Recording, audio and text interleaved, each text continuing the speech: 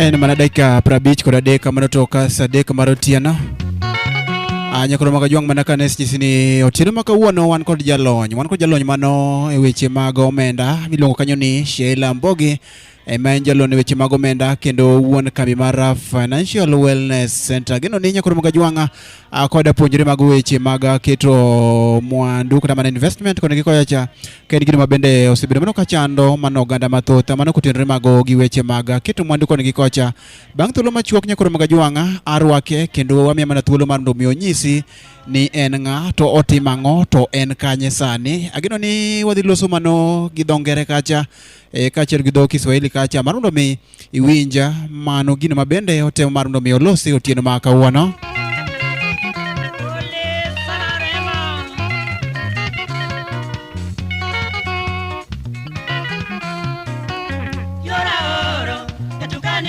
Kao kaka sa arwaki mana mar mondo mi onyisi ni en gang'o mano otieno ma kawuono. Hello Sheila. Hello, Can you hear me?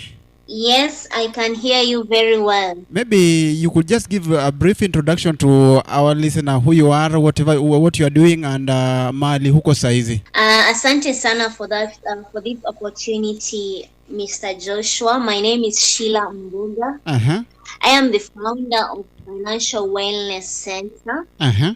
This is an organization that is focused on helping people and businesses achieve their financial goals and business goals easily. So, Financial Wellness Center is an international organization that is that operates both in Kenya and globally. Yeah, you've just stated out that it's an organization that operates in both Kenya and outside countries. Yes. So maybe if you could maybe tell our listeners where you are right now, and so that we could just start straight away. Sure. I'm currently in UAE, but our clients cut across the globe, from Africa, Asia, Europe, Middle East. Have clients that cut across this area. Yes, I can hear you clearly. Yes, I don't know if you could maybe through the conversation maybe we could also mix Kiswahili, because there are certain people maybe who don't understand English very clear. I don't know if you could also merge Kiswahili, especially in our conversation. Sawa sawa, nitaongea Kiswahili. Maybe you could mix maybe English and Kiswahili. You know, there are certain listeners who don't understand English clearly. Okay, sawa sawa. Yeah, it's okay. So maybe without hesitating or without wasting time, we could just start by giving out. Perhaps there's this listener who would want to get clearly what investment is. Just to start, would you mind giving maybe giving out a brief introduction about what is investment, according to you? That is a great question, Joshua. To start off, an investment is anything you buy with an expectation that it will make money for you. So if tuseme leo uende ununue ng'ombe pale soko, na unatarajia kuuza hii ng'ombe maybe in 3 months time at a higher price, so that you can make profit. Ama ununue ng'ombe na ukiwa unatarajia utakuwa unakamua maziwa kutoka kwa ng'ombe, unauza, inakupatia pesa. So basically such a thing, we call it an investment. Now, we do have a difference between investing and saving. Unajua watu wengi huwa wanachanganya saving. Yeah, kuna watu wengi wanachanganya. So when it comes to investing, you are doing it with an expectation that that asset will make money for you. But ikikuja kwa saving, what happens is that you are contributing money so that once it reaches a certain amount, you'll be able to purchase something. So the difference between investing and saving is that in investing, matarajio yako ni hiyo pesa unaweka mahali fulani itakuzalia pesa zingine, lakini ikikuja kwa saving, matarajio yako ni wacha niweke kwa kiasi cha pesa kando kwa muda fulani niweze kununua kitu fulani.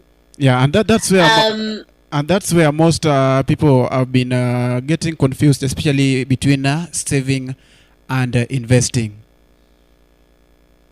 Yeah, and you know what we usually do is we save so that we can invest.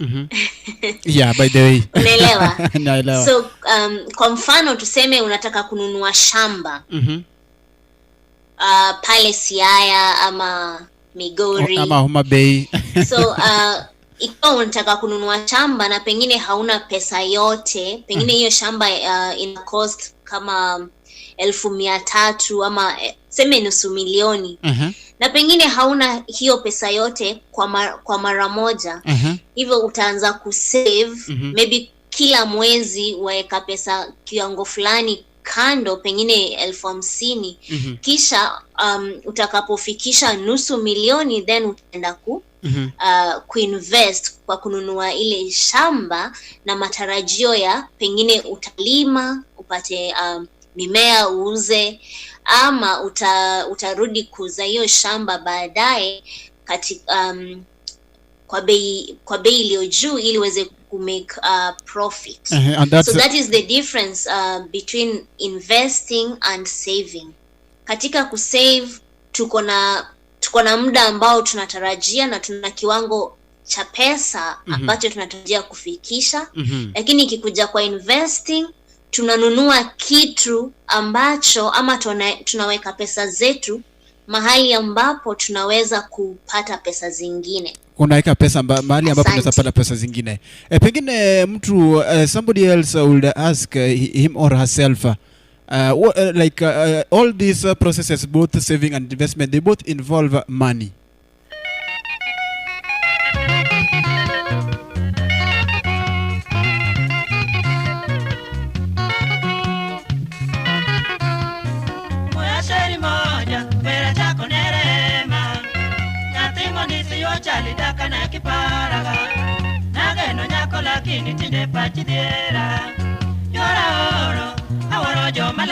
Hello Sheila, can you hear me? Hello. Yes. Yes, yes, I can hear you. Yeah, there was something I was asking before there was a problem. I was asking that both processes, both saving and investment, both of them involve money. Yes. Perhaps there's this person asking him or herself that where do I get this money? Where do you get this money?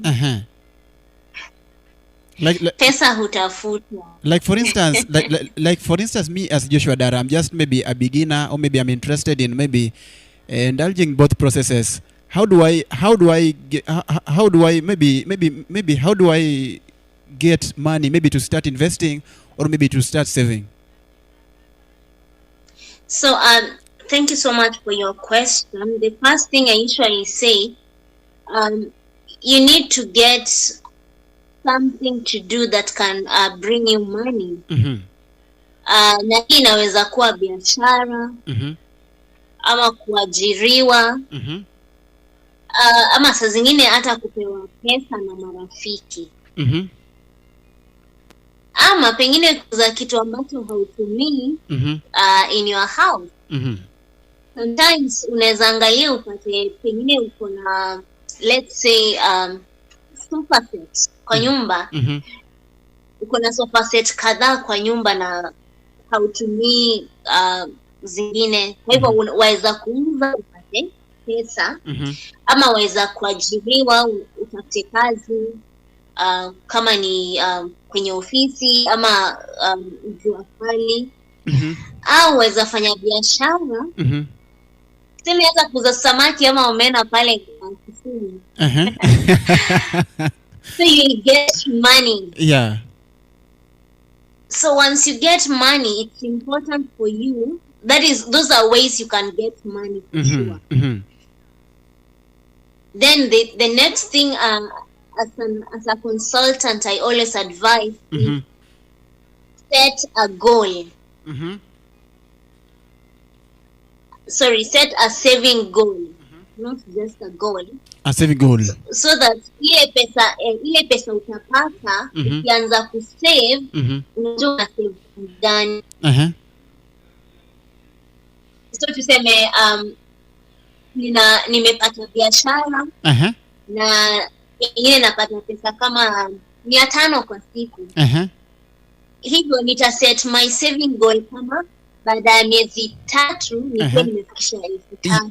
Yes. So I'll start with saving. Then once I save, then I'll go to investing. Yes. Now this is where most people make a lot of mistakes. They start with investing, then they go to saving. But is this one really possible? Now, is it really possible? Yeah, it's possible because the thing is, you will end up eating the investment because you will be broke. An example is, for example, if I start a business right now, pengine kuuza samaki pale Kisumu, then kila siku napata 500 kama faida. Alafu ni kweli nimeona mahali kuna investment yenye inahitaji 3,000. Kama sitaanza kusave nifikishe ile 3,000, nikimbilie kuinvest, inamaanisha kuna wakati nitakosa pesa ilhali niliweka pesa kwa ile investment, na pengine hiyo investment haitanirudishia pesa hivi karibuni. So you find a lot of people who rush to invest first before saving. They end up withdrawing the investment before it can even give them a profit. Yes. So, but when you invest, when you save, unajua unajipatia time. Yes. So unasema, if I'm going to save for 1 month, kila siku nina save 10%. Yes. So hata ukienda kufikisha ile pesa ya kuinvest, hauna ile mafungo yenye umesacrifice too much, such that when you invest you don't feel the joy of investing. You don't feel the joy of investing. Yes. And that brings me to another question. Perhaps there's this person asking himself here and there, like before maybe indulging or maybe having that mind of investing or maybe saving. Let me just talk of investing. What are sort of some of the things that this person need to consider most before maybe investing? Or maybe what to ponder before investing? What are these things? That is a great question. When it comes to investing, there are 5 things you need to consider before you can commit your money to anything. Ya kwanza, you need to consider, is it the best time wakati for you to invest to get the best use of your money? Inamaanisha unaweza pata mtu ako na deni ya Tala, Branch, Mshwari. Hizo deni zote zinafikisha pengine 10,000. Huyo mtu naye amepata pengine 10,000 hard cash na anataka kuinvest. So unakuta akiinvestia 10,000, unaona zile deni za Tala, Mshwari, Branch ziko na interest, right? Yes. So the interest that this debt will be accruing, utakuta interest anaenda kulipa kwa ile deni is higher than the interest atapata kwa investing. Yes. So unakuta kama niko na deni ya 10,000 na hii 10,000 nisipolipa on time nitakuwa charged maybe interest ya 5,000. Yes.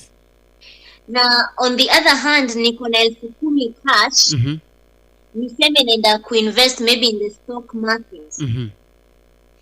To be honest, if you invest 10,000 in the stock market, you don't expect to get even 5,000 within 6 months. No, you can't get that.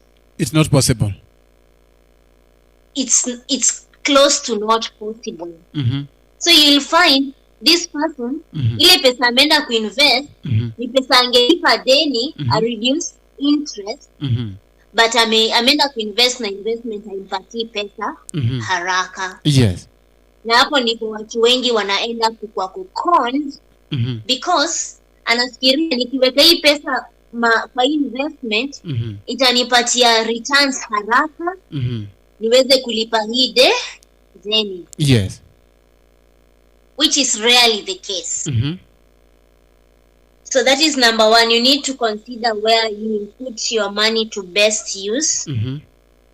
Then the second thing you need to consider is the objective of investing. Yeah, what's your main objective? Why am I investing? Yeah, you need to ask yourself, why am I investing? What do I want to achieve from this investment? Kama ni kununua shamba, matarajio yangu ni yapi kutokana na hii shamba ambayo nimenunua? Nataka kuinunua nipande mimea, ama ninanunua ili niweze kuuza baada ya miaka 5? Unaona? So that you need to have an objective. Then the third one, you need to consider your age. Umri wa mtu. Yeah, umri wako ni important. Unajua watu wengi wanasema life starts at 40, but inapokuja kwa investing it's a different case. Yes. Your age is very important. Mbona nasema hivi? Unaona mtu mwenye kwa sasa pengine ako na miaka 18, anapotaka kwenye investment,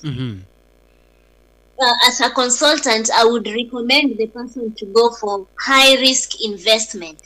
Maana ako na muda mrefu, ako na muda mwingi wa kuweza kufanya makosa na kurekebisha, kupoteza pesa na kutafuta zingine. So Sheila, just lakini mtu ambaye time ako miaka I've just heard you mention something that perhaps listener want to hear. What is this high risk investment? Just to give a candid explanation of that. High risk investment ni zile investment ambazo waweza kupoteza pesa yote, ama waweza kutengeneza faida nyingi.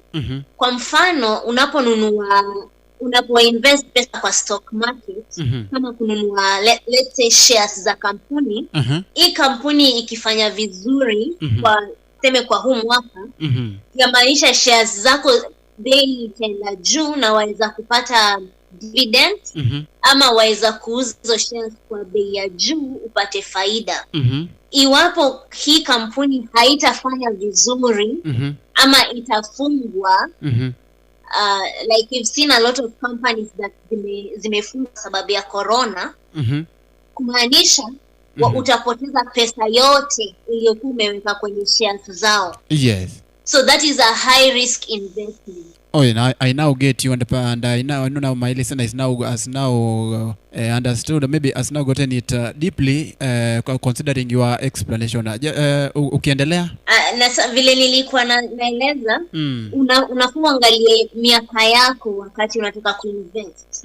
Mtu ambaye ako katika miaka kama 18 ama 20, anaweza kuinvest ama kuweka pesa yake kwa vitu kama hizo. Lakini mtu ambaye miaka yake tuseme uko miaka 50, 55, it's important for you to invest kwa zile tools ambazo hazina risk ya juu. Kwa sababu unaona mtu ambaye ako miaka 55, mbakisha miaka 10 a retire. Yes. Right? ukikuja kuangalia physically hana nguvu nyingi ya kuweza kufanya kazi nyingi. Yeye ni yule ambaye sasa anakaa kule nyumbani kwa sababu amekuwa old sana. kabisa. So unaona mtu kama huyo hawezi mwambia aende kuweka pesa kwa shares, na pengine hiyo ni pesa amefanyia kazi miaka yote 50 ama 30. So pesa yote ikija kupotea, utapata anapata blood pressure ama diabetes, ama unapata mzee ama unapata mzee amejitia kitanzi. Kabisa. So when it comes to investing, you need to consider your age. When you are at a certain age, you need to focus on low risk investment. Tukienda kumalizia nitapeana mifano ya high risk na low risk investment so that our audience can be able to know where they can invest. Yes. Then the other thing you need to consider is time before you need the money. Wakati. Wajua watu wengi wanaposikia mambo na investment wanakimbilia tu kuweka pesa zao kila mahali. Then baada kisha ukishaweka pesa ndio kesho unakumbuka sijalipa rent, niko na school fees, pengine nimenunua shamba. Na sema unanunua shamba mahali mbali kama kile Timbuktu, mahali ambapo itachukua pengine miaka 20 ndio hiyo shamba ipande bei uweze kuuza. So unafaa uangalie what is my time frame, when will I be needing this money. So kama una matarajio ya kutumia hiyo pesa kwa muda mfupi, then it's advisable when you are investing, weke pesa kwa kitu ambacho waweza kutoa hizo pesa kwa haraka. Yes. Na kama unaangalia kuinvest kwa muda mrefu, pengine unafikiria kuinvest kwa sababu ya kulipia watoto wako university ama college, na kwa sasa huyo mtoto pengine ako miaka 2, then ukainvest kwa vitu ambavyo vinachukua muda mrefu, pengine miaka 10, miaka 15, kwa sababu hautahitaji hizo pesa kwa haraka. Yes. Then kitu ya mwisho ama the last point you need to consider is your risk tolerance. Risk tolerance. Hiyo kwa Kiswahili itasema unawezaje kuchukua si hasira. Kiswahili kimekuwa kigumu. Sio hasira seme kupoteza. Kwa sababu kuna watu ambao hawawezi poteza pesa nyingi. Watakuwa wenda wazimu.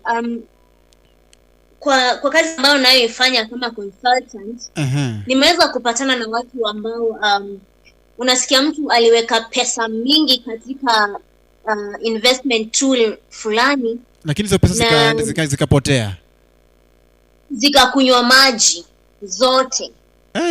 Unasikia mtu hajawahi ongea tena, na kama mwanamume ananyamaza, sasa nyumba shindo nyumbani, mbona mtu aongei? Ni aliweka pesa mahali na zikapotea zote. Kumaanisha unafaa ujue mimi niko na kiwango kipi cha kuweza kufikiri iwapo pesa zangu zitapotea. Yes. Kuna watu ambao wakipoteza pesa mingi kwao ni sawa, haitawachukua muda mrefu waingie kwa depression ama wapate magonjwa kama ulcers. Lakini kuna watu wengine hata akipoteza 5,000 anaingia into depression, anapata ulcers. So it's important for you to check what is my risk tolerance before you invest in anything. I always say unafaa ujiulize, iwapo ningeweke hizi pesa kwa hii investment na kesho hii investment ikunywe maji ama kila kitu ipotee, how will I react? How will you react? Yes, will I go mad? Will I become sick? Ama nikiweka hii pesa kwa hili jambo alafu zipotee, itakuwaje? Nitasema ni sawa, niko na next time. So that is what we mean by risk tolerance. Yeah. Shukrani sana. Natumai kwamba kuna wasikilizaji wamesikiza, or they've just heard actually whatever you've given out, especially when somebody else or maybe somebody listening to me now perhaps akuna ile mind ya kuingia katika investment, anajua zile vitu ambavyo anafaa kuweka ili before kuingia investment. Tukienda katika swali in another question, maybe there is this person pia anajiuliza kwamba nani anafaa kuinvest, nani anafaa kuinvest, maybe kuna wale they've just left maybe for this elderly people, au wenye wanakula mishahara, wanapata mishahara, maybe wanafanya katika hizo ofisi za serikali. Those wanasema kwamba those are the people who are supposed to invest without knowing that they can even start with the little they have. Who should invest, Sheila? Asante sana kwa swali hilo. Inapokuja kwa mambo ya kuinvest, hakuna mtu ambaye anafaa kuinvest na mtu ambaye hafai kuinvest. Kila mmoja wetu anafaa ainvest, including watoto. Unajua in Africa ama dunia nzima watu wako na ile akili ya ndio niweze kuinvest lazima nikuwe tajiri, ama nikuwe na pesa mingi, ama nikuwe na kazi kubwa.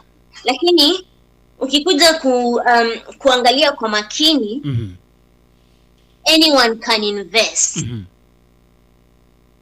with as little as 1,000 waweza kuanza kuinvest. Ndio maana nikasema hata watoto tunafaa tuanze kufunza watoto wetu kuinvest. How do you do that?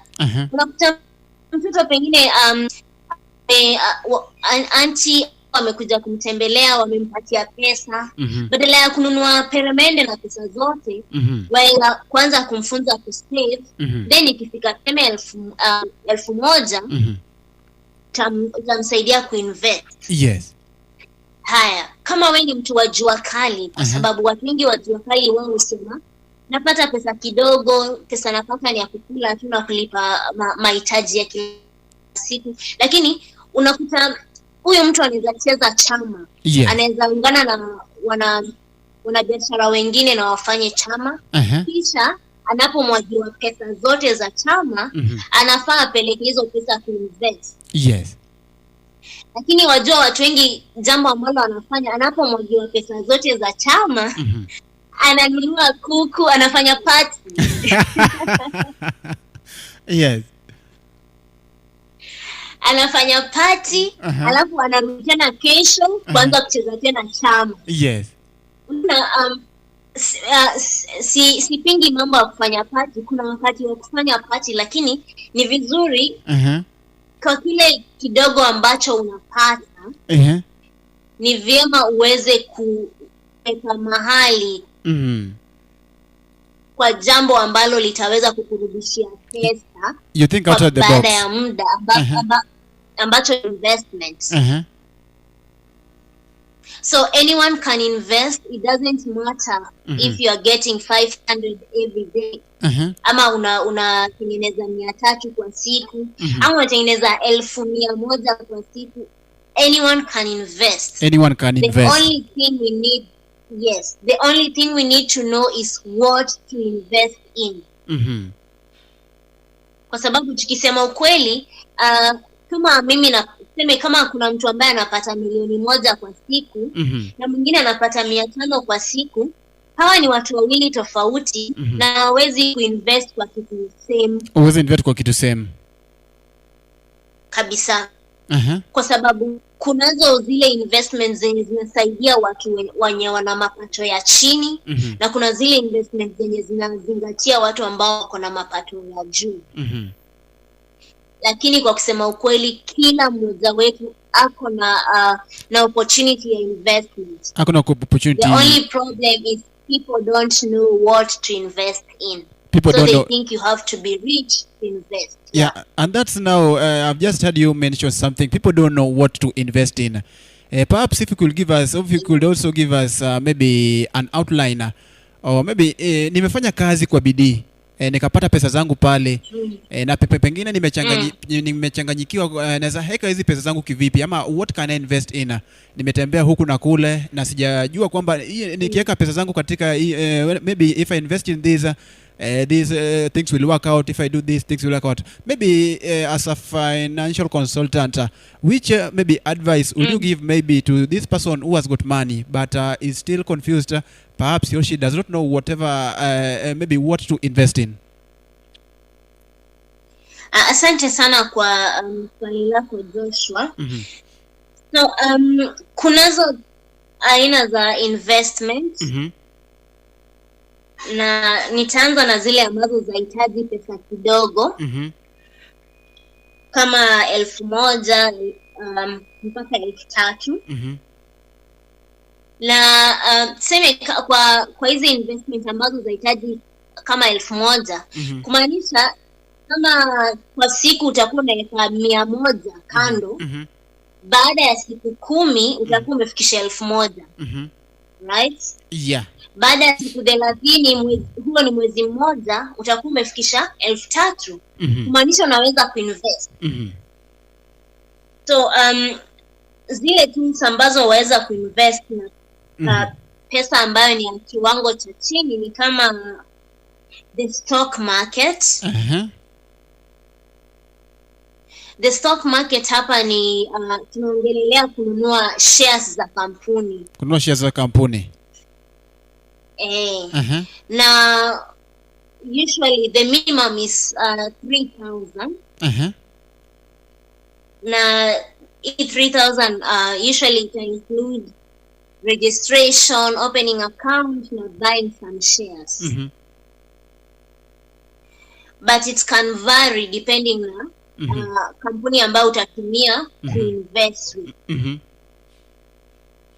Then tuna money market funds. Hii nayo waweza kuinvest with as little as 1,000. So it's like an M-Shwari ama kama tu M-Shwari lock saving. Lakini sasa hii waweza kutoa pesa zako baada ya masaa 48. Na pia pesa yako inaweza ku earn interest ama kupata mazao kila siku. So hizo ndo zile mbili ambazo mtu yeyote ambaye ako na mapato ya kiwango cha chini anaweza kuanzia. Na pia waweza kuinvest kwa biashara. Napenda kupeana historia yangu. Wakati nilikuwa miaka 8, my first investment ilikuwa kwa biashara. Na I bought a chicken from my mom's poultry farm. At 8 years? So nilinunua kuku kutoka kwa shamba ya mama. Na nikaweza kufuga kuku, ikatega mayai, ikazaa vifaranga, na nikauza vifaranga. Nikalea vifaranga, nikaziuza, nikapata pesa. Hii ilikuwa ni pesa ya sweet. So that is an investment. Ilikuwa ni pesa za sweet ukabai nayo kuku. Yes. So na hiyo ilikuwa pesa kidogo sana. I think ilikuwa pengine 300 ama 200. So unaona, unaweza pia kuinvest kwa biashara. So mtu yeyote ambaye ako na pesa, ana mapato ya kiwango cha chini, waweza anza na kuinvest kwa biashara. Si lazima iwe biashara kubwa. Yaweza kuwa biashara ya kuuza vitu za shilingi 10. Biashara ya maswiti, maybe kutembea na maswiti hapa na kule. Ama kabisa, ama hata kuuza maji. Lakini tukisema kwamba wakati nilikuwa Kisumu niliona maji ni shida kupata maji ya kunywa. Ulikuja Kisumu?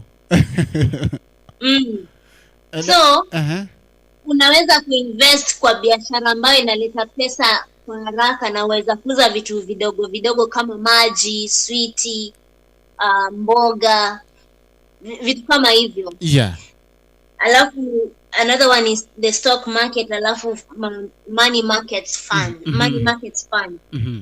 Then kama uko na mapato ya kiwango ya juu ama umejaliwa kupata pesa mingi, unaweza invest pesa yako kwa treasury bonds and bills, na corporate bonds. Hizi ni stakabadhi ambazo serikali yauzia wananchi.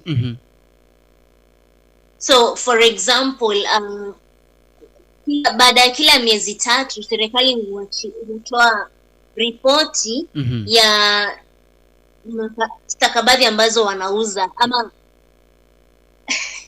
to make it easy we can say, yes, the government, you lend to the government. Unakopa serikali. Unajua watu wengi najua wanafikiri kukopesha serikali ni China peke yake inaweza. Hata wewe unaweza kukopesha serikali. Yes. Yeah. So, si China peke yake inaweza kukopesha serikali. Hata wewe kama citizen unaweza kukopesha serikali kupitia kitu ambacho tunaita treasury bills and bonds. So minimum ambayo unahitaji ili kuweza kuweka pesa ama kukopesha serikali, unahitaji 50,000 kwenda juu. Now the good thing with this investment, it has a lower risk. Ukipea serikali pesa yako watakurudishia hivyo na mazao yenye mshikizana. Yeah. Kama wamekwambia tukopesha na tutakupatia na 10% juu, watakupatia hivyo. Yeah. Haina ile misukosuko kama ya kampani ya company. Watu kinunua shares za kampuni, wasipo perform vizuri hii mwaka, watakwambia hatujafanya kazi. Lakini serikali mkisikizana nao wanakurudishia. Na ningependa kujulisha wasikilizaji wetu, hii sio tenda. Yeah, kwa sababu kuna watu watafikiria kukopesha serikali ni tenda. Si tenda. It's called treasury bonds and bills, na zinapeanwa na Central Bank of Kenya. So the minimum is 50,000 and above. And then the other one is real estate. Wajua real estate inachangia vitu kama shamba, kununua ploti iko na rentals, ama hata kununua shamba ambayo iko na madini kama gold, diamond chini. So definitely hiyo inahitaji pesa ya juu, sema kuanzia ya kulingana na mahali ambapo unaenda kununua. Alafu ya mwisho ni uweza kuinvest kwa what we call fixed deposit accounts. Fixed deposit account. Hizi za piano na banks. Ambapo waweka pesa zako kwa muda fulani, alafu wanakupatia interest juu yake. So waweza kwambia weka na sisi tuseme 10,000 kwa miezi 6, tukupatie interest ya 3%. Pengine kuna mtu ambaye anajiuliza kwamba ili ufungue maybe account ya hiyo fixed deposit account, pengine kuna is there this amount that they require for you to maybe open this account? Maybe there is somebody who has got an interest in this. Yes, there is a minimum amount that is required. Nayo kutegemea ni bank gani utafungua. Kila bank iko na minimum yake. So ndio maana sikuweka certain figure, kwa sababu utakuta bank A wanasema lazima uweke hii, bank B lazima ufungue hiyo account, lazima ufungue na hiki kiwango cha pesa. So the amount of money varies when it comes to fixed deposit accounts. Alafu ya mwisho nilikuwa nimesahau, waweza pia kuinvest kwa vitu kama gold. silver, madini yoyote. Najua watu wengi tumesikia watu wanakwenda kununua gold ama watu unajua? Pengine wanaweza jiuliza kwamba ukisema gold, siji silver, hasa mtu anaweza invest with vitu kivipi? Hizi kuna kampuni ambazo zina deal na hii. Lakini kuna aina mbili, waweza invest kwa kununua accessories zenyewe, pengine waweza nunua pengine kama pete ya gold, ama ununue chain ya gold kwa matarajio ya kuuza baadaye. Hiyo ni investment. Pia waweza kutumia, kunazo kampuni ambazo za deal na uuzaji na ununuaji wa gold. So waweza enda kununua kwao. Hapo sasa watakupatia gold ati ushike. Watakupatia tu karatasi ya kusema umenunua gold fulani kutoka kwao. Na wakati unataka kuuza utawajulia tu. Pengine ulinunua tatu. So utawaambia nataka kuuza kilo 2 ya ile gold nilinunua kwenu. Then watauza wakupatie pesa na mapato yake. Yes. And usually hii utaka pesa kwanza tuseme 30,000 waweza anza kupata gold, lakini kiwango kidogo. Wiki wako utataka gold kiwango kikubwa, for sure utahitaji pesa mingi. Thank you so much. And are there risks associated with each of the investments that you've just mentioned? Oh yes, there are. Any investment kuna hayo risk. Risk ya kwanza ni making losses. Yeah, you must be ready to maybe make losses, especially when you invest. Wajua kuinvest ni kama biashara. Utatengeneza faida, kesho upate hasara. So when inapokuja kwa investing, kuna kupata hasara. Na hakuna investment ambayo nitakwambia hii ni 100% hakuna hasara. Kila investment iko na hasara, lakini tofauti ni kunazo ambazo hasara yake iko chini na zingine hasara yao juu.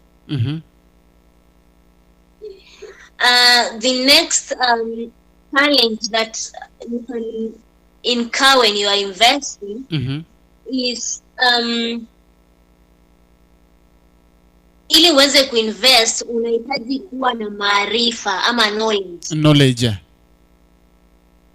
Now hapa ndio watu wengi wamepotea, kwa kuwa tunataka pesa ya haraka, lakini hatutaki kuketi tujue hii pesa tunaweka wapi. Na hivyo ndio unapata vitu kama pyramid scheme zinakuja kudanganya watu ati weka 500, baada ya wiki moja nitakurudishia ikiwa 15,000. Wafaa ujue hii 500 inawekwa wapi ambapo siwezi enda kujiwekea nitoe nipate hiyo 15,000. So one of the challenge a lot of people are facing, they lack knowledge on investments. Yes. So unakuta mtu ndio ako na pesa, ndio ako na ile motisha ya kutaka kuweka pesa zake mahali zimpatie faida, lakini hajui ni wapi atakapokuweka. Yes. So hii ni risk nyingine, unakuta hapo ndo kwenye watu wengi wanapoteza pesa zao. Manake hawajui. Ya mwisho ni inapokuja kwa investing, experience pia ni muhimu. Kuwa na experience.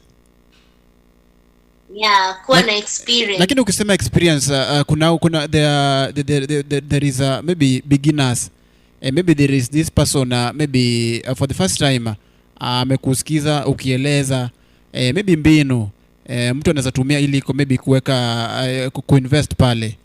Na nimesikiza ukizungumza kuhusu kuwa na maarifa, maybe being knowledgeable about this. Huyu mtu sasa anaweza saidika kivipi?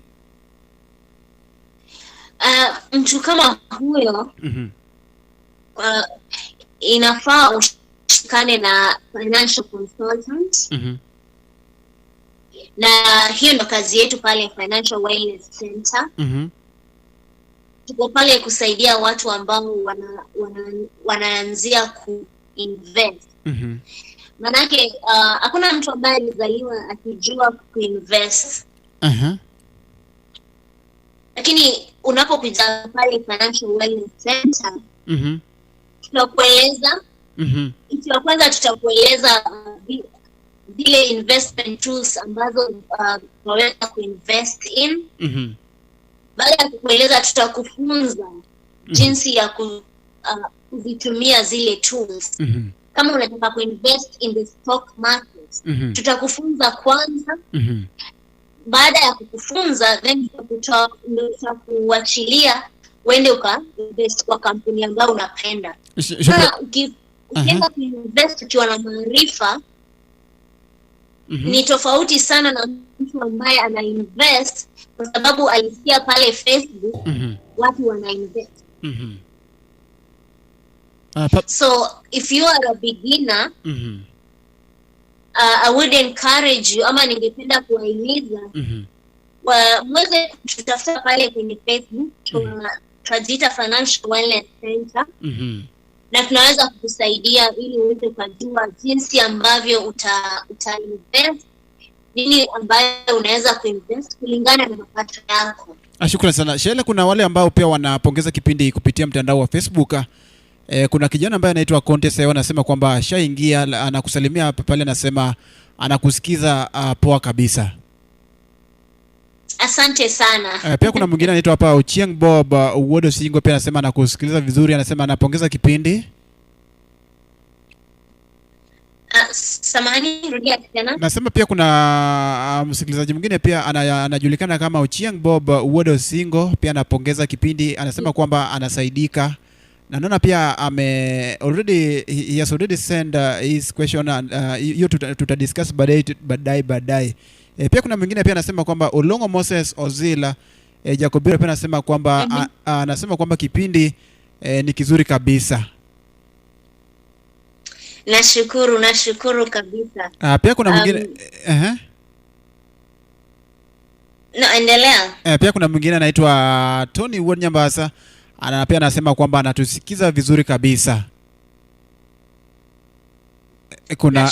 Kuna pia Musa Obaro anasema kwamba alikuwa anatungoja, lakini sasa hivi anatusikiza poa, tayari amesaidika kwa sababu kuna yale mambo ambayo hakuwa anajua, lakini sasa umemjulisha, sasa ataanza leo. Nashukuru. Wajua, furaha yangu ni pale ambapo naweza kujulisha watu kulingana na mambo na investment, kisha wanachukua hatua. Hapo ndipo furaha yangu ya kupatikana, manake naweza kukujulisha na ukose kuchukua hatua. Itakuwa tu ni kama hakuna kitu ambacho nimefanya, lakini wakati naona mtu anachukua hatua kwa yale mambo ambayo nimemfunza, it goes a long way. Shukrani sana. Pengine tuchukue tone la maji, kisha baadaye tutarudi ili uzungumze kuhusu ni wakati gani mwafaka, which is the best time maybe mtu anaweza invest. Maybe tukishachukua tone la maji tutarudi kuzungumzia mambo kama hayo. Sawa, asante. Shukrani sana. Walimu warudi shule. Daddy, Komanda Tumaini amekuja kwetu. Karibu sana. Asante sana. Mmeshasikia habari njema? Ndio. Mashule yanafunguliwa. Watoto watarudi shule, waendelee na masomo. Tumesikia hizo habari kwa radio na wazazi wengine na pia watoto. Kuna tumaini la kurudi shule. Hapo sasa. kuna tumaini la maisha kuendelea kama kitambo.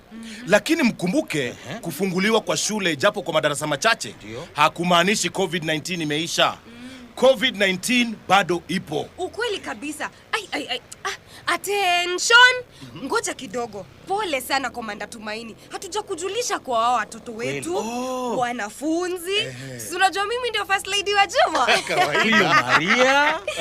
Huyu ni Neema. Huyu kijana wangu firstborn. Air Force mtarajiwa. Air Force 1. Good. Hebu nikumbusheni hatua za kukinga COVID-19 mtakazozingatia hapa mkiwa nyumbani na mtakazozingatia kule shuleni. Iwe ni kwenu wanafunzi, walimu au wazazi.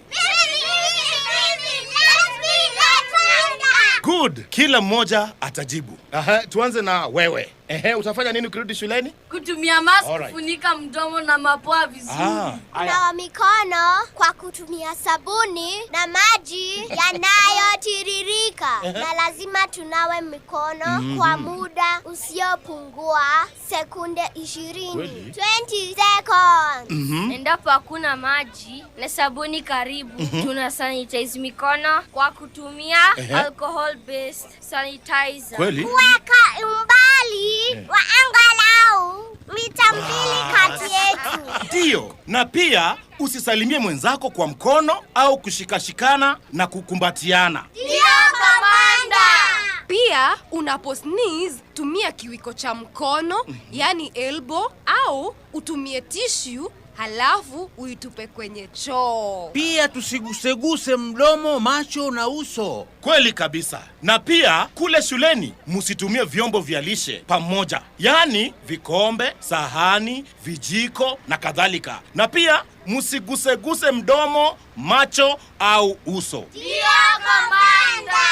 Good. Na tusisongamane kama zamani. Good job.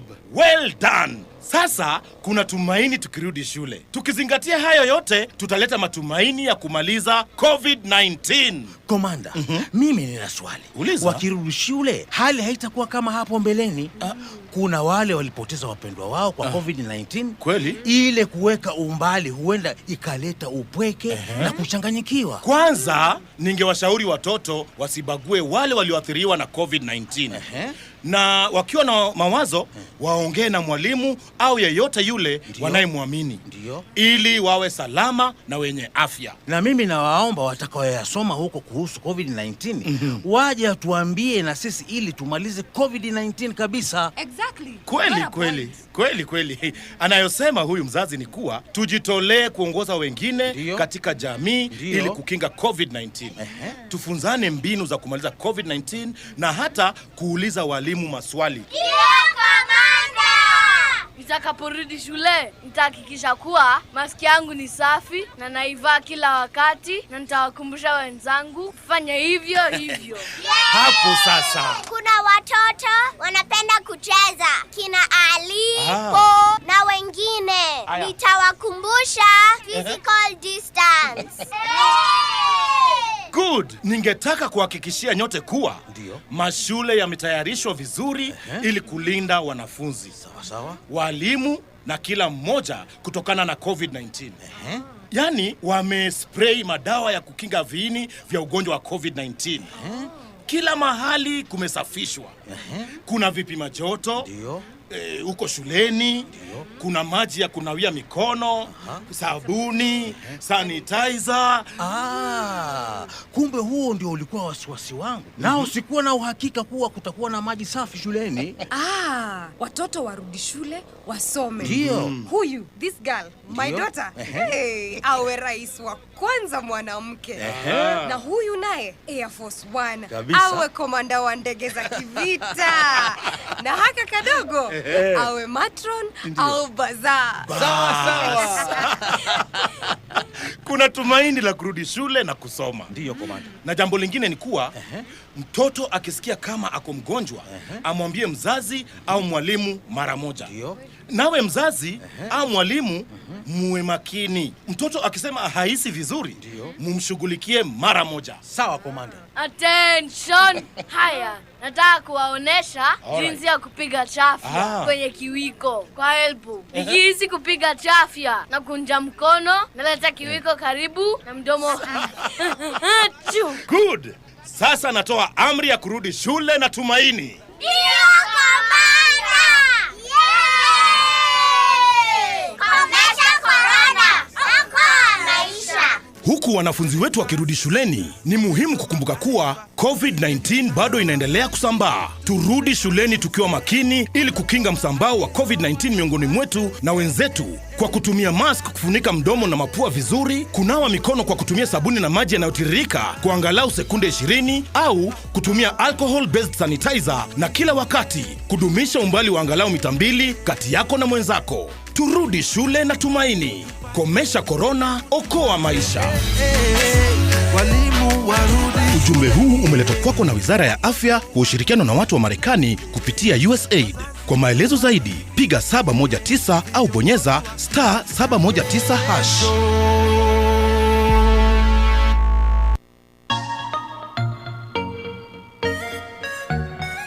Sani koro kik chunyi chandre kama inyalo yude kit chiemo duto ma olos maber kendo kama okwe maonge kod koko. Governor's Choice Restaurant oseyepo kendo tok loro kuom kinde kaluwore koda muoch midhusi mar corona. Governor's Choice Restaurant loso kit chiemo duto madiher kochakore breakfast, lunch nyaka supper. Bende ibiro yudo kuon marabuor, alot kaachiel koda gweno mag kienyeji, rech ma fresh mogole nam, ka bende nitiere nyoyo molos maber to gi nyuka. Governor's Choice bende timo tet ma oko kata midendo ni outside catering ne kit nyasi duto kamoting'o seminars, aruse kind mamoko. Chop Governor's Choice Restaurant mayudre Siaya ei Wasafi Kawash, mano ei apaya ma Siaya kochomo Nyadorera, kata bende inyalo ywa tole namba 07013454525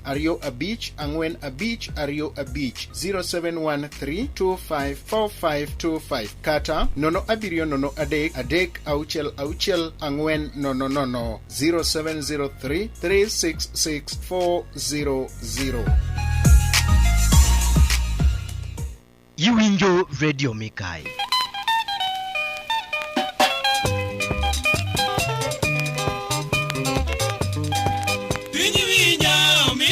Mano pada maro ndiko fundi pada mayoma. Maoro kwenye kaso kile kanyi dakika prabich koda chiala mano toka sangwen marotiana. Ageno ni dopuonj makare mano kowuok kuom jalony mano weche mago menda koni kikocha. Akitumwandu kota mana weche mag investment koni kikocha nyakoro moga juanga. Kabende achaka dugo mar miye thuolo mar ndo mi wapunjre mano weche mako pono ni koda penya chwel namba mano na 792 mano SMS mara kacha akanyi penjo kutendri weche maga kitu mwandu kata investment koni kikocha nyakoro moga juanga.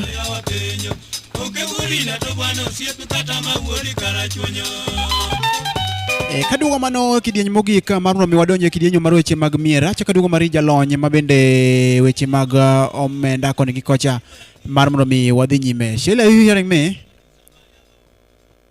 Hello. Hello, niko umepotea pamoja na wewe. Umepotea tena? Hapana.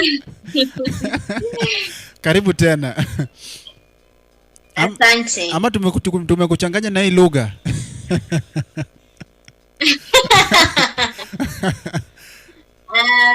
Hapana. Tumekuchanganya. Lakini tukirudi what we wanted to speak especially when we are back was about especially the best timing. Ni wakati upi maybe the best timing mtu anaweza invest?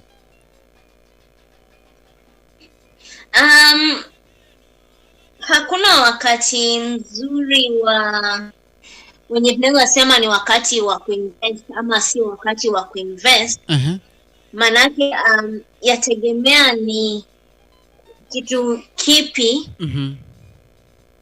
wataka kuweka pesa yako ama na pia matarajio yako ni yapi. Yes. Lakini jambo ambalo ningependa kuwashauri wasikilizaji wetu ni vyema kuangalia wakati ambapo watu wengi hawanunui kitu ama hawaiki pesa zao kwa jambo fulani. Hiyo ndio wakati ambao ni mzuri kwa wewe kuinvest. Nitawapa mfano mmoja. Kuna wakati kulikuwa na hii bubble ya nunua shamba. Na tuliona watu wengi wakinunua mashamba hadi maeneo ambayo hawezi kuyafika bila kuwa na gari yako mwenyewe. Na mashamba kama hayo, kusema kweli, kama ulinunua ukiwa na matarajio ya baada ya miaka mitatu utauza na faida, kidogo hautapata. Shamba yenyewe iko mahali mbali. Hakuna maendeleo ambayo yanaendelea katika hiyo area. So kumaanisha hiyo shamba ndio uweze kuuza na faida itachukua miaka 20 ama miaka 30. Tuseme pesa ambayo ilienda kununua nayo ile shamba ni pesa ambayo ulikuwa unatarajia kulipa school fees. Unaona, pengine mtoto alikuwa kwa secondary, ukijua baada ya miaka 3 mtoto atakuwa maliza secondary na atakuwa anaingia university. Kwa hivyo nitaweza kuuza ile shamba nimpeleke university. Lakini unakuta umenunua shamba mahali mbali, mahali ambapo hata itachukua pengine miaka 20 ndio uweze kuuza hiyo shamba na faida. So it's very important when people are having a bubble, do not invest at that time. Right now we saw a lot of people saying buy houses. A lot of people started buying houses and now they cannot sell the houses to anyone. So we have a lot of properties lying around empty because people were just told buy a house and sell. So wakati ambapo kila mtu anasema fanya hili, si wakati mzuri wa wewe kuweka pesa zako mahali. Na pia wakati mwingine ambapo unafaa uangalie, kunazo nyakati watu huwa wanahitaji pesa. Sema kama Januari watoto wanaporudi shuleni, wazazi wengi huwa wako na upungufu wa pesa. Kumaanisha utaweza kununua, kama ni shamba utanunua kwa bei nafuu, kama ni mifugo utanunua kwa bei nafuu, kama ni ng'ombe, mbuzi utanunua kwa bei nafuu. Hata kwenye stock market, hiyo ni wakati ambao watu wengi huuza shares zao na bei nafuu. Kumaanisha waweza kununua shares na bei ya chini. Lakini ukienda kununua vitu kama hizo pale mwezi wa 11, Disemba, watu wengi wanafunga wamepata pesa, wanataka kuweka mahali, kwa hivyo zitakuwa na bei na gharama ya juu. Kwa hivyo ni vizuri kama mtu ambaye unataka kuinvest, unaangalia soko vile ilivyo. Kama wakati huu wa corona, wale ambao waliinvest kwenye stock market waliweza kununua na bei ya chini. Haya, wakati huu pia tunaelekea watoto kurudi shuleni na watu wengi hawako kazini. Maanisha watu watakuwa wanauza mali yao kwa bei nafuu ili waweze kupata pesa ya kurudisha watoto shule na kuweza kujitegemea. So kama uko na pesa, hii ni wakati mzuri pia wewe kuanza kuangalia ni wapi waweza kucommit pesa zako. Lakini kujulisha wasikizaji, hakuna wakati ambao tutasema hii ni wakati mzuri, ngoja hadi wakati. Inategemea na vile market inaendelea.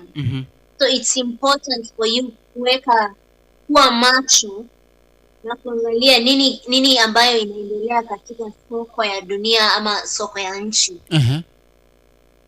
Yes, and one way pia ni it's important to watch news, business news. watu waache kuwatch soap opera sana na Telemundo. Mimi nimeacha leo. Badala ya kuwatch one hour Telemundo. Yes. Unaangalia business news, wanasema nini katika biashara, nini imefanyika. Kwa sababu utakuta wakati mwingine unaona kama ugonjwa wa corona ulipokuja ulitengeneza nafasi ya watu kununua, kuinvest pesa kwa bei nafuu. So wakati mwingine utakuta ugonjwa waweza leta hiyo nafasi. So zingine vitu kama moto mkubwa waweza kupea nafasi ya wewe kuweza ku invest, kutumia pesa kidogo, na utapata pesa utapata mazao ya juu baada ya muda. Yes. Shukrani sana. Sijui kuna kitu ambacho maybe something that I can't naweza sema ni sisi kama Waafrika tunakuanga na ile bad mentality when it comes to investment. So as a financial as somebody maybe who gives advice on matters pertaining to finance, what advice can you give maybe to people of Siaya County, people of Homa Bay County, people of Homa Bay County who have been having that poor mentality on issues relating to investment? Ningesema kwa wasikilizaji wetu it's the mindset before the assets. Inafaa uanze kukuza akili yako na kujua ni jambo la maana ama la busara wewe kuweza kuinvest, kwa sababu haujui hapo kesho nini itafanyika. Mfano, kuna watu ambao walikuwa kazini Januari lakini kwa sasa wamefutwa kazi. Kumaanisha kama huyu mtu hakuwa ameinvest ama ameweka kiwango cha pesa kwa kitu ambacho itaweza kumletea pesa, kwa sasa anapitia maisha magumu. Anapitia maisha magumu sana kabisa. So ni vizuri sisi kama wasikilizaji katika maeneo yote ya dunia, pale Siaya na Migori, tuwafaa tuanze kuangalia kesho yetu itakuwa vipi. Kama una familia, wafaa uanze kuangalia kesho, future ya watoto wako itakuwaje. Na hakuna vile utasema Mungu ndiye, mtoto anakuja na sahani yake, Mungu ndiye anapeana. Ni kweli Mungu ndiye anapeana, lakini wewe ndiye unafaa uset sahani kupitia investment. So we need to change our mentality when it comes to investing.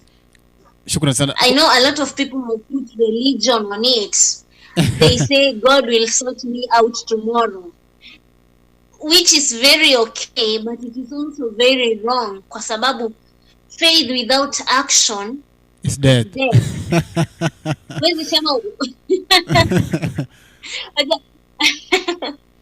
Wezi sema umeweka imani kwa Mungu na haufanyi your side, haufanyi chochote.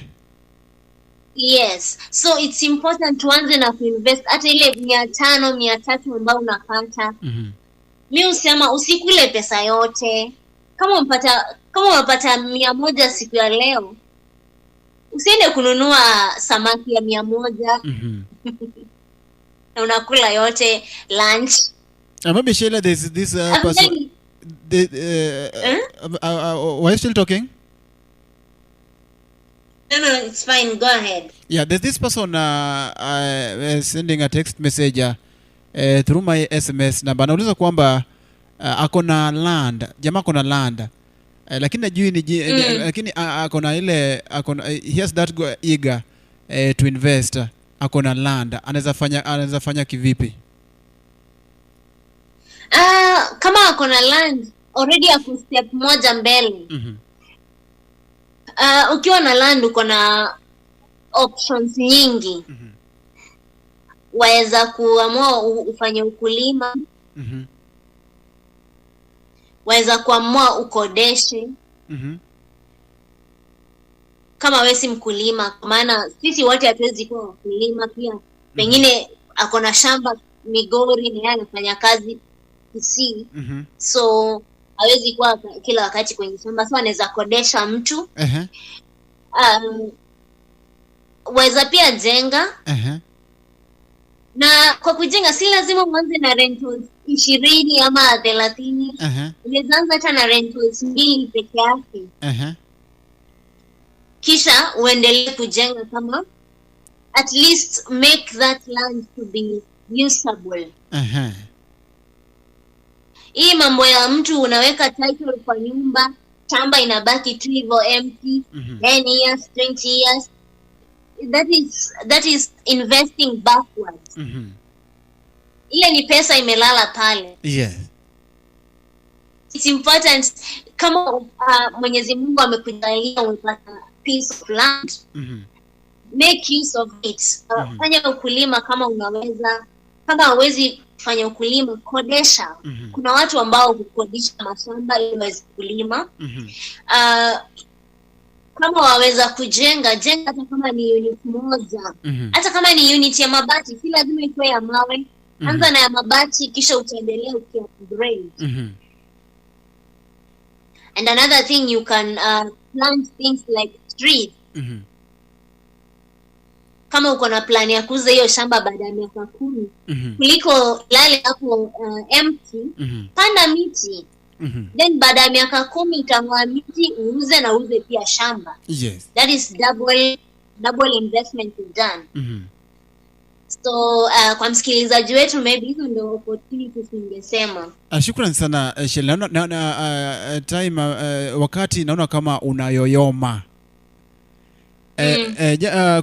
Maybe just to maybe give a brief conclusion concerning whatever all things that we've discussed starting from saa 3 venye tulianza.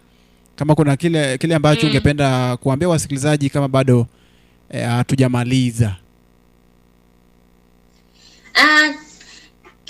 Jambo la kwanza ningependa kuwazi ni ningependa kuwashukuru sana kwa tune in na kutusikiliza katika hii show. Ningependa pia kuwajulisha, inapokuja kwa mambo ya investing, inafaa ujue kuna aina mbili za investing. Aina ya kwanza ni pale ambapo una invest ukiwa na matarajio ya kuuza kwa bei ya juu ili uweze kutengeneza faida. Na tuna hii aina nyingine ambayo unaweka pesa mahali kwa matarajio kuwa hii pesa ama kitu ambacho umeinvest in utapea watoto wako, itakuwa kama generational blessing to them. So this is where for example, if I want to, we call it value investing, whereby you invest with the aim of reselling at a higher price. So if you're buying land to sell it after 5 years, then that is value investing. But if you're buying land because you want your kids to have a place, then that one will just call it growth investing. So before when they kuinvest, jiulize, nina invest kwa matarajio yapi? Ukifikiria hivyo itakusaidia ili uweze kuavoid makosa mengi. Unakuta mtu aliinvest mahali na mali ambapo aliinvest ni mali pange benefit kama invest for his children ama retirement. Shukran sana. Yes. Pengine kama kuna this person maybe anataka maybe after tumemaliza angependa Sheila naweza pata Sheila kivipi? Asante sana. Ningependa kurudia kwa majina, naitwa Sheila. I'm the founder of Financial Wellness Center. Tunapatikana pale Facebook. Our Facebook page is Financial Wellness Center. Pia tuko kwenye Twitter the same names. Then tuko pia kwenye Instagram at Financial Wellness Center. Pia waweza kutuandikia WhatsApp message kwa nambari yetu ya simu ni +254 702 091 970, au waweza kutuandikia barua pepe au email kwenye info@financialwellnesscenter.co.ke. Thanks so much. Karibu. Thanks so much Sheila for taking your time. Unajua kukua mpaka saa 5 si rahisi. Kabisa. Si rahisi, lakini tunakushukuru kabisa na tunaomba Mola azidi kukubless kabisa kazi ya mkono yako. Amina. Na uongeze kuomoka. Amina kabisa. Nashukuru pia kwa hii nafasi ya kuungana na wasikilizaji wako wapendwa. Na ni furaha yangu kuweza kuwajulisha mambo ya tiana na pesa na jinsi tunavyoweza kukuza pesa zetu ili tuweze kuwa na maisha bora. Asante sana. Asante.